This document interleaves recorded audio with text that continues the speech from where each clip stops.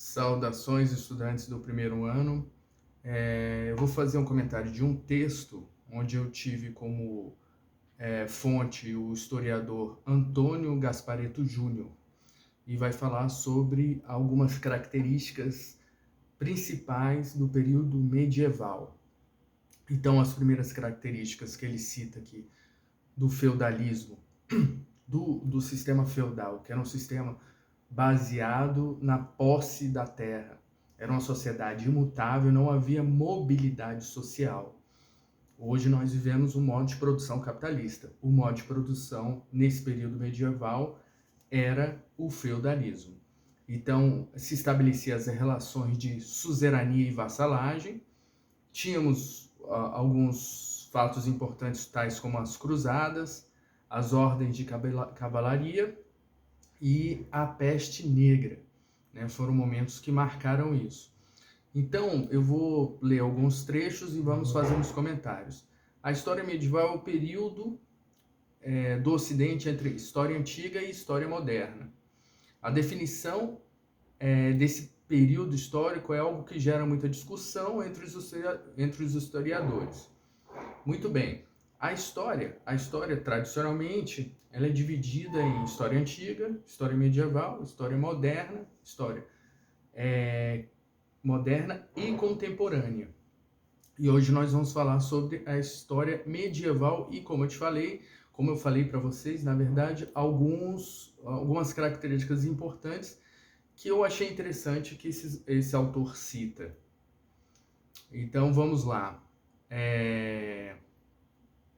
A história medieval, ele fala que representa uma ruptura, uma quebra nos padrões existentes em seu período anterior, que era a história antiga, né? Esta fase chegou ao fim através de vários fatores políticos, né? As invasões bárbaras em Roma, a queda do Império Romano, e a Idade Média, ela tem início na queda do Império Romano em 1476 depois de Cristo. A invasão dos povos bárbaros causou fragmentação gigantesca no Império, uma miscigenação, uma proliferação de culturas. Lembrando que os bárbaros eram todos que não nasciam e nem falavam, que não eram romanos. Para os povos romanos, bárbaros eram os que não eram romanos. Então, todo o mundo era formado por bárbaros, exceto os romanos.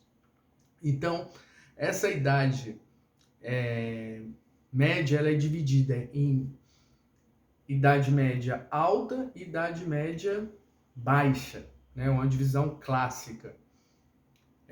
Essa estrutura geral, dentro do período medieval, é marcada por essa transição e uma descentralização, né? Já que Roma era um império e tentava, nesse período da antiguidade, se manter como a maior potência do mundo na época, que foi, já no feudalismo existe uma pulverização, uma descentralização do poder. É interessante isso, porque a divisão da Europa não era como conhecemos os países hoje. Eram feudos e reinados, né?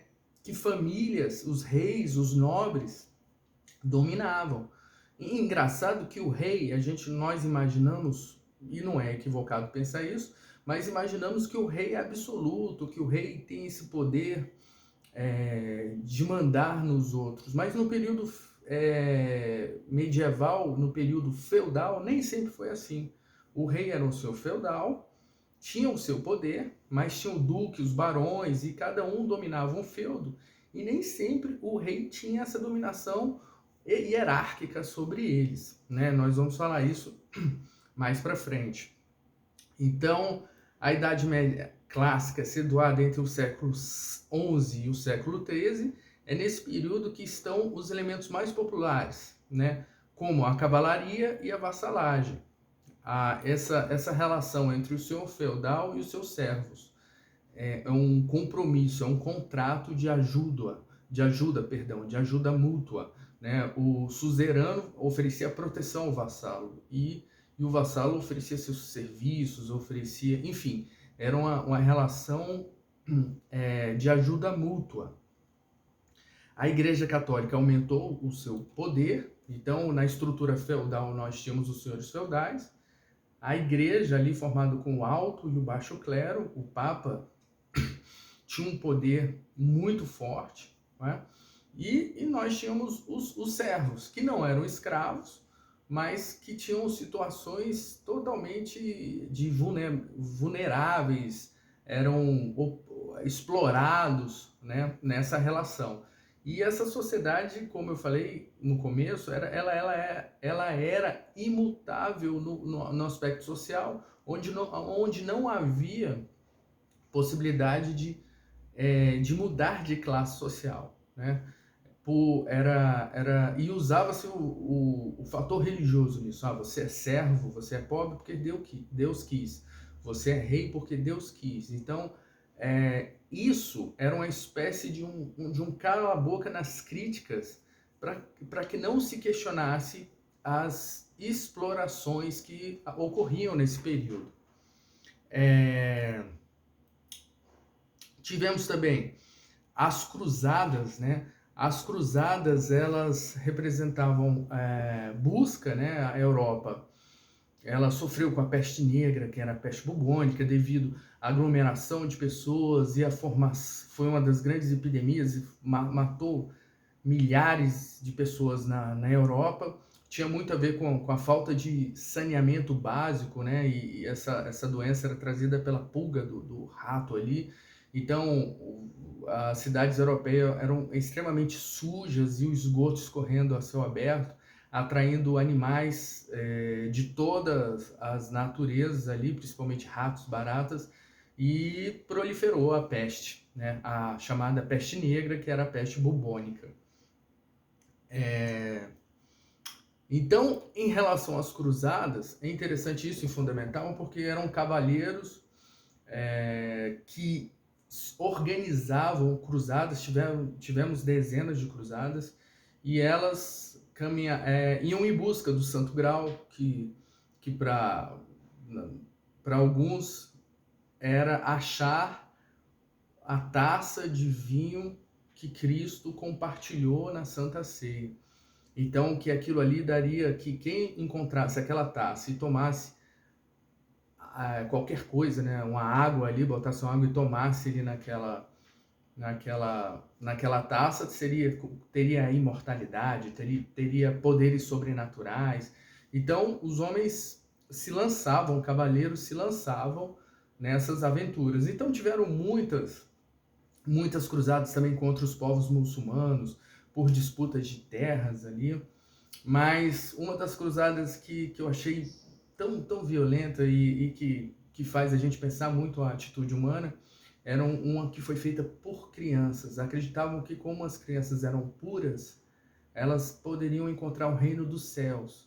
E naquele momento, na Europa, de muita tristeza, de muita pobreza, de muitas mortes, muitos pais permitiram, talvez por fé, por desespero, e enviaram as crianças nessas cruzadas. Imaginam, centenas de crianças caminhando, porque elas achariam, né, sem caminho certo, mas achariam, por serem crianças impuras,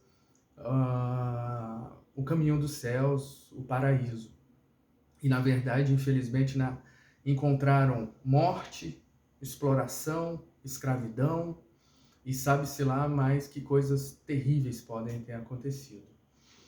Então, vamos falar mais um pouquinho da ordem de cavalaria. Uniam nobres que destinavam suas vidas aos combates. Tornaram-se muito respeitados e bem qualificados na sociedade medieval. E engrossaram o combate dos católicos contra os islâmicos, né, os povos muçulmanos, como eu citei também. A peste negra, que nós falamos também, já trabalhamos um texto falando sobre as várias, né, epidemias na história da humanidade. Uma delas era a peste negra, a peste bubônica. Representou um dos momentos da crise da Idade Média. Na ocasião, 2/3 da população da Europa morreu em decorrência da peste bubônica. A Idade das Trevas ficou conhecida pela Idade das Trevas, pois se acreditava que o período representava uma estagnação da humanidade, principalmente por estar situada em dois períodos tão ricos culturalmente, que foi a história antiga, com a filosofia, com conhecimento grego, com conhecimento romano, e posteriormente com a Revolução Francesa, né, que vem,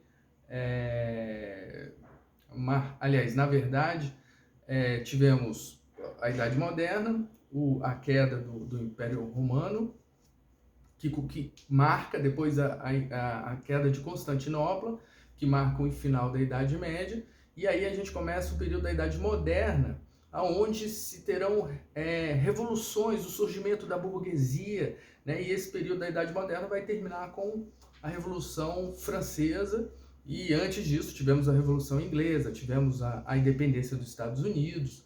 Então, tudo isso marcou um momento de efervescência intelectual, iluminismo, né? Antes nós tivemos a Renascença, né? Então o período medieval que ficou entre esses momentos de grande divulgação de ideias ficou conhecido como Idade das Trevas. Por quê? Porque muito do conhecimento que era um ensaio do conhecimento científico que temos hoje era proibido, era perseguido por questões religiosas, por questões de não questionar o poder dos soberanos. E a resposta, a pergunta, né, a gente termina o texto falando o que mais te interessou e pedindo para você justificar. Então faça essa análise e justifique aí, e vamos conversando aí nas nossas redes sociais. Um grande abraço.